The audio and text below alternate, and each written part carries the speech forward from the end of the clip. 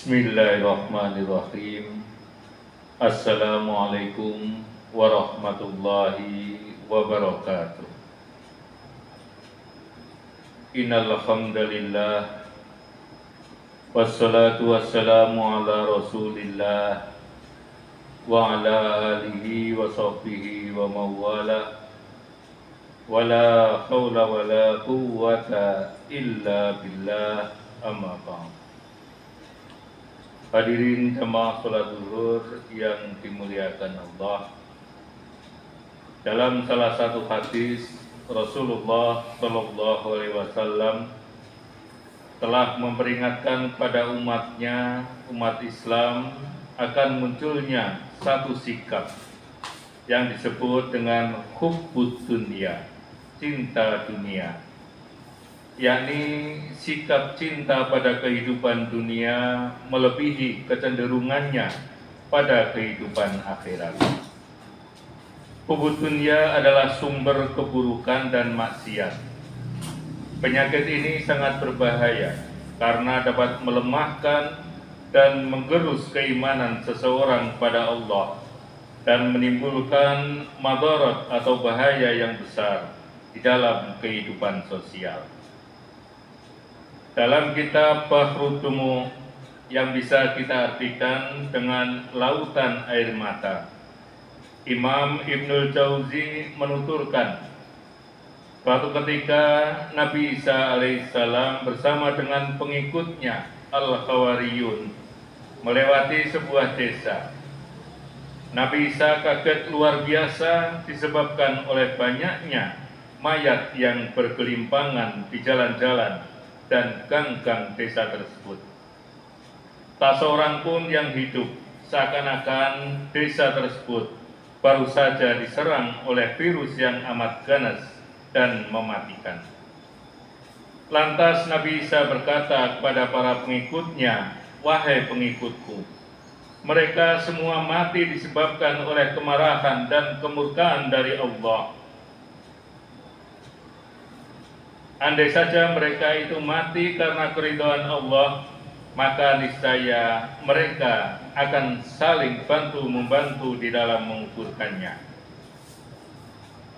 Wahai Rasulullah, ceritakanlah kepada kami kisah mereka."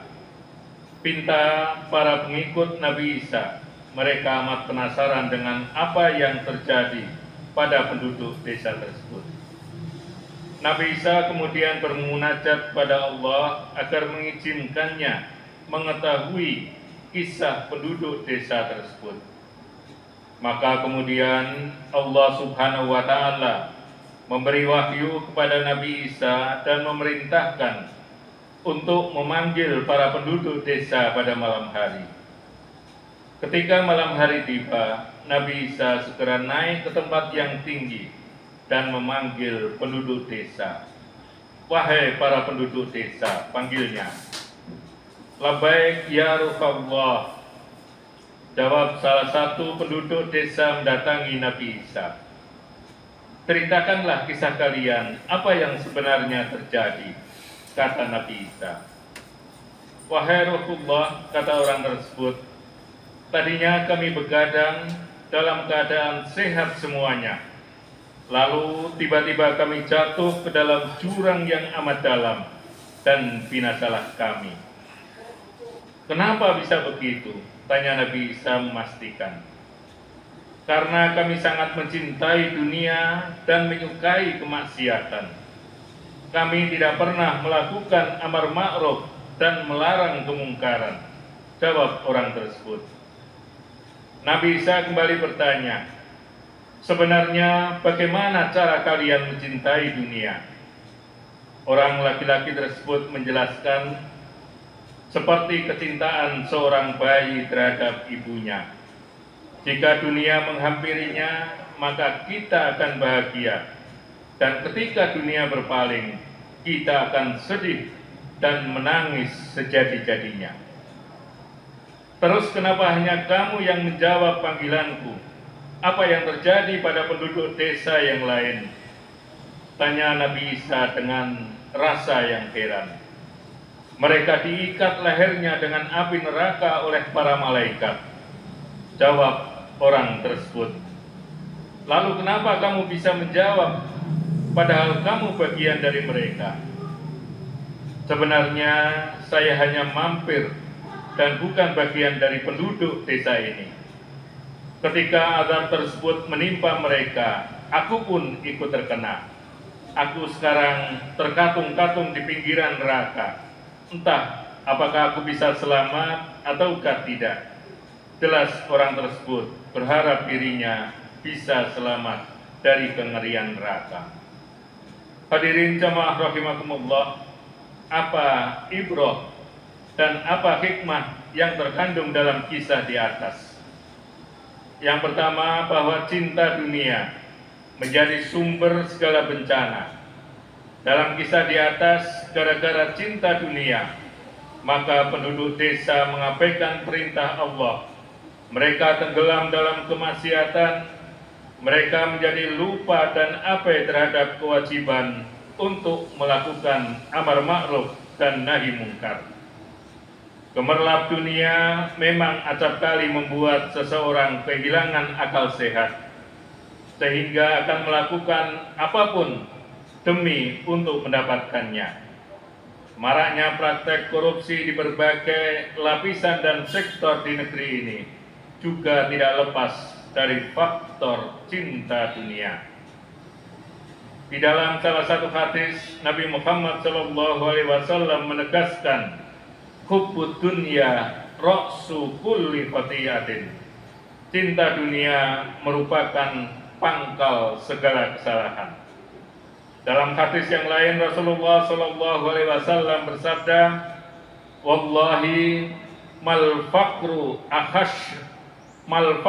akhsha alaikum, walakinni akhsha an tubsatat dunya alaikum kama busitat ala man kana qablakum, fatanafasuha kama tanafasu, fatuhlikakum kama ahlakatkum." Demi Allah, bukan kemiskinan yang aku khawatirkan akan menimpa kalian. Akan tetapi aku justru khawatir jika dunia ini sudah dibentangkan untuk kalian, sebagaimana ia telah dibentangkan untuk orang-orang sebelum kalian, sehingga kalian semua berebut sebagaimana mereka saling berebut, dan akhirnya kalian hancur sebagaimana mereka hancur.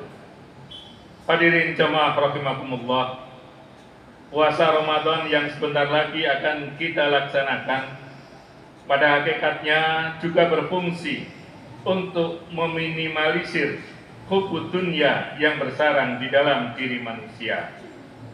Karena cinta dunia biasanya didalangi oleh nafsu perut dan apa yang ada di bawah perut, di mana keduanya sangat berpotensi untuk memunculkan berbagai macam kemaksiatan dan kerusakan di atas muka bumi. Jika demikian, apakah berarti kita tidak boleh memiliki dunia? Padahal kita hidup di dunia dan tentu saja butuh dunia untuk hidup. Imam Al-Ghazali dalam kitabnya menjelaskan bahwa tidak semua yang ada di dunia ini berarti duniawi. Beliau mengatakan bahwa segala sesuatu yang dilakukan karena Allah maka tidak dikatakan duniawi. Sebaliknya, setiap yang dilakukan bukan karena Allah maka disebut duniawi. Menurut beliau, yang tidak dapat dilakukan karena Allah dan bisa dipastikan bahwa itu adalah dunia, yakni semua kemaksiatan, segala sesuatu yang diharamkan dan berlebih-lebihan dalam perkara yang mubah. Hal kedua yang bisa kita ambil hikmahnya adalah urgensi amar ma'ruf nahi mungkar. Kita dalam setiap kondisi tidak boleh berhenti untuk melakukan amar ma'ruf nahi mungkar, baik di dunia nyata maupun di dunia maya.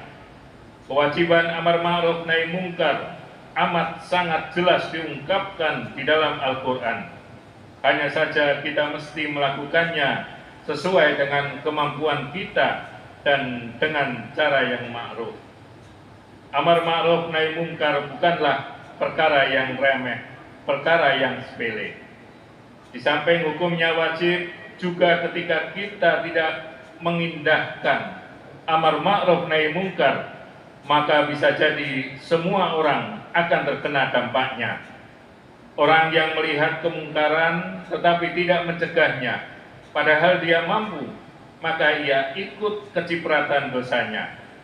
Apalagi jika ikut-ikutan meramaikan maupun mensiarkannya. Ar-ridha bil maksiyah maksiyatun. Ridha terhadap kemaksiatan adalah sama dengan melakukan kemaksiatan itu sendiri. Syekh Mutawalli Asy'arawi mengatakan, jika engkau tidak mampu menyampaikan kebenaran, maka janganlah engkau ikut bertepuk tangan untuk kebatilan. Billahi taufiq wal hidayah. Wassalamualaikum warahmatullahi wabarakatuh.